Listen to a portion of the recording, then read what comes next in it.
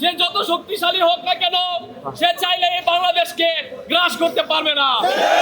কারণ আমাদের দেশে এক ঝাঁক সচেতন যুবক এবং তরুণরা এখনো সচেতন আছে। ভারতে বসে বসে যারা স্বপ্ন দেখছে বাংলাদেশকে গ্রহণ করবে, তাদেরকে সতর্ক করে দিতে চাই, এই তো মাত্র শুরু। বরিশাল বিশ্ববিদ্যালয় থেকে আবাসিক কলেজ ছাত্ররা নেমে এসেছে, এটা মাত্র শুরু। আপনারা খেলবেন, আমরা প্রস্তুত আছি। জীবনের শেষ রক্তবিন্দু পর্যন্ত আমরা মাঠে আছি। এই দেশকে, এই দেশের ফ্যাসিজমকে, 15.5 বছরের ফ্যাসিজমকে আমরা বিদায় করেছি। আমরা মাথা নত করতে জানি না, আমরা আপোষ জানি না, আমরা সংগ্রাম করতে জানি। ভাইরা আমার, 71 তার প্রমাণ, যা আমরা চোখে দেখিনি, কিন্তু 24 আমরা দেখেছি, আমাদের হাতে সংগঠিত হয়েছে। এই বিপ্লবকে আমরা কারো হাতে তুলে দিতে পারি না।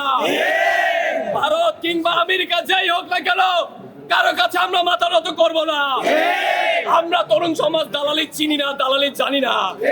সবাইকে পরিষ্কার করে বলে দিতে চাই, অসংখ্য ধন্যবাদ যারা এখানে উপস্থিত হয়েছেন। পরবর্তীতে যদি কোনো কর্ম, সেইটার নিরাপত্তার দায়িত্ব সেই দেশের আইন শৃঙ্খলা রক্ষাকারী বাহিনীর। সেইটার নিরাপত্তা যদি তারা দিতে না পারে, সেটা যে ভিয়েনা কনভেনশনের লঙ্ঘন। ভারত ভিয়েনা কনভেনশনের লঙ্ঘন করেছে। এই জন্য আমরা দাবি জানাই, জাতিসংঘের শান্তিরক্ষা বাহিনী ভারতে যাতে তারা তদন্ত করে।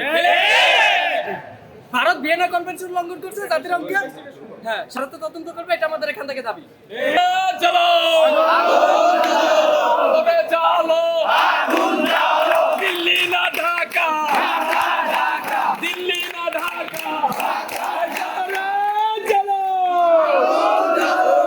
জালো রে জালো, আগরতলায় হামলা কেন? ভারতীয় আগ্রাসন, হিন্দুত্ববাদী আগ্রাসন, দিল্লি না ঢাকা।